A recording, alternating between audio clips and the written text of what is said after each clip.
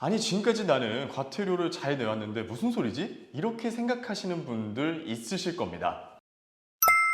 안녕하세요. 걱정마 엄빠의 첫째 아들입니다. 최근에 저희 집에 벌금 딱지가 하나 날아왔습니다. 실수로 속도 위반을 해버려서 벌금 딱지가 날아온 건데요. 참 이럴 때마다 속상하죠. 이번에 저 같은 경우에는 평소에 정말 교통법규를 잘 지키다가 그날따라 동승자가 급한 일정이 생겨서 빨리 데려다 주려다가 딱 2km 차이로 위반을 한 거였거든요. 역시 세상 일이 제 마음 같지는 않지만 그래도 법규를 잘 지키는 건 중요하겠죠. 자, 오늘 우리 걱정마 엄빠에서는 이 벌금 딱지에 대한 숨겨진 비밀 2가지를 소개해 드리려고 하는데요. 제 주위의 친구들도 모르는 사람들이 참 많더라고요. 하지만 들어보시면 정말 도움이 되는 대박 정보일 거라는 확신이 있습니다. 그러니까요, 오늘 영상은 꼭 끝까지 시청해 주시고요. 자, 오늘의 걱정마 엄빠 시작하겠습니다. 첫 번째 비밀을 공개합니다. 운전하시는 분들은 누구나 한 번 정도는 이런 교통딱지를 받아보셨을 겁니다. 저처럼 속도 위반을 한다든지 주정차 위반 이런 것들로 한 번 정도는 받아보셨을 텐데요. 많은 운전자분들께서 이 교통딱지를 제대로 알지 못해서 더 큰 손해를 보고 있다고 합니다. 자세히 말씀드릴게요. 벌금 딱지, 그러니까 벌금 고지서를 받게 되면 이렇게 범칙금 얼마, 과태료 얼마라고 쓰여 있고요. 이것 중에 하나를 선택해서 납부해야 합니다. 지금 사진을 보시면 범칙금은 6만 원, 과태료는 7만 원이라고 쓰여 있네요. 근데 많은 분들이 10,000원이라도 아끼려는 마음에 범칙금을 선택해서 내고 있다고 합니다. 근데 이거 절대로 범칙금을 내시면 안 됩니다. 왜 그럴까요? 이유를 말씀드리기 전에 과태료와 범칙금의 차이점을 먼저 알고 계셔야 합니다. 과태료는 무인 카메라를 통해 단속되었을 때 차량 명의자에게 부과되는 벌금입니다. 반면에 범칙금은요, 경찰관을 통해서 현장에서 적발됐을 때 그 자리에 있던 운전자에게 부과되는 벌금입니다.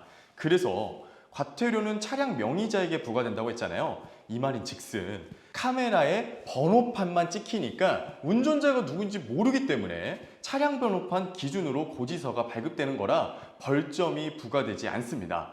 반대로 범칙금의 경우에는요, 운전자가 누군지 현장에서 알 수가 있잖아요. 현장에서 운전자가 식별되기 때문에 벌점이 부과될 수 있습니다. 보통 엄빠님들께서 속도 위반으로 딱지를 받으신 경우에는 신호과속 무인 카메라에 걸린 경우이기 때문에 운전자가 현장에서 식별되지 않죠. 그래서 범칙금과 과태료 중 하나를 선택해서 내야 하는데 여기서 집중하셔야 합니다. 여기서 중요한 포인트가 나오는데요. 과태료는 그냥 정해진 금액을 납부하면 되는데 범칙금의 경우에는 교통법규 위반 기록이 남습니다. 그렇기 때문에 보험료 할증이 붙게 됩니다. 엄빠님들께서 자주 할 수 있는 실수가 신호 위반하고 속도 위반이죠. 신호 위반, 속도 위반의 경우에는 2회에서 3회를 위반한 경우에는 5% 정도의 보험료 할증이 붙게 되고요. 최대 4회 이상 위반할 경우에는 최대 15%까지 보험료 할증이 붙게 될 수 있다고 합니다. 정리를 하면 우리 엄빠님들께서 10,000원 한 장 아끼려다가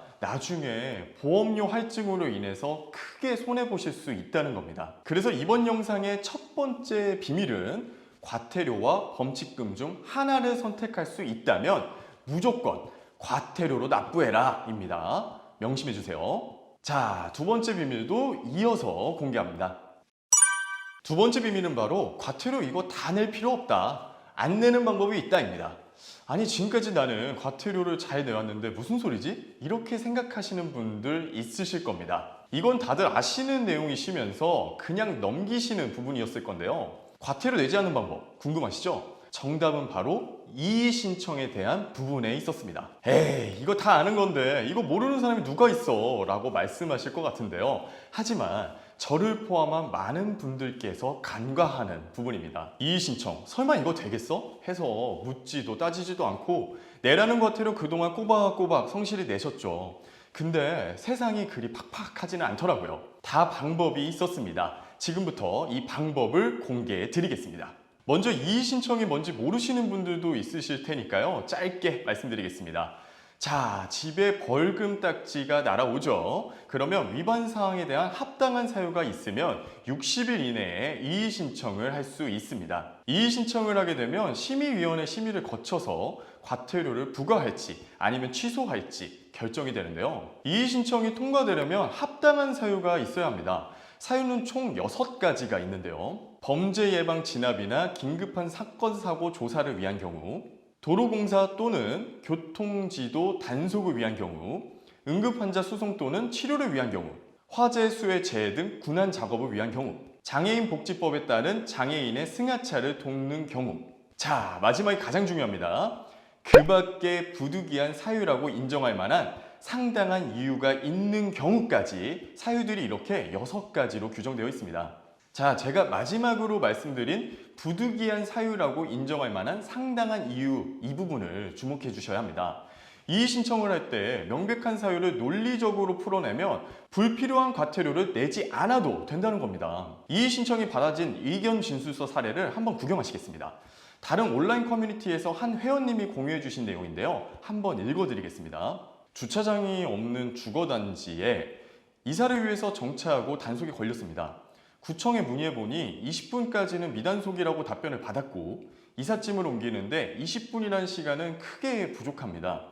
현재 주차장이 마땅치 않은 주거단지에 이사를 위해서 불가피하게 정차를 한 것이기 때문에 재고를 요청드리며 이사 계약서를 첨부드립니다. 결국 이분은요, 4일 만에 이의 신청을 통과하시고 과태료 처분을 취소받으셨다고 합니다. 이렇게 응급사항이나 재해 상황은 아니었지만 위반 당시의 상황 그리고 의견과 증빙 서류가 설득력이 있었기 때문에 이의 신청이 받아진 걸로 보입니다. 결국 설득력 있는 논리와 증빙 자료가 있으면 통과하는 경우가 있다는 건데요.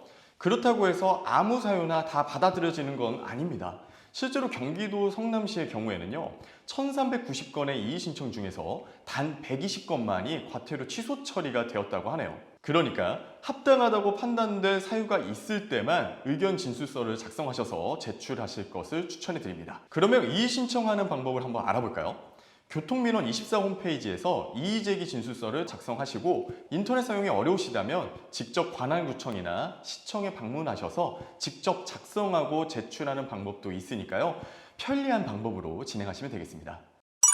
오늘은 벌금 딱지의 비밀 2가지를 말씀드렸습니다. 주변에 모르시는 분들도 많으실 거예요. 그래서 대박 정보인 만큼 많은 분들께 꼭 공유해 주시면 좋을 것 같습니다. 걱정마 엄빠는 우리 엄빠님들, 엄빠가 엄마 아빠라는 뜻이라고 하는데요. 엄빠님들에게 필요한 소식을 아들처럼 살뜰히 챙겨드리는 채널입니다. 채널에 큰 힘이 되는 구독, 좋아요, 알림 설정 꼭 부탁드리면서 영상 마치도록 하겠습니다. 감사합니다.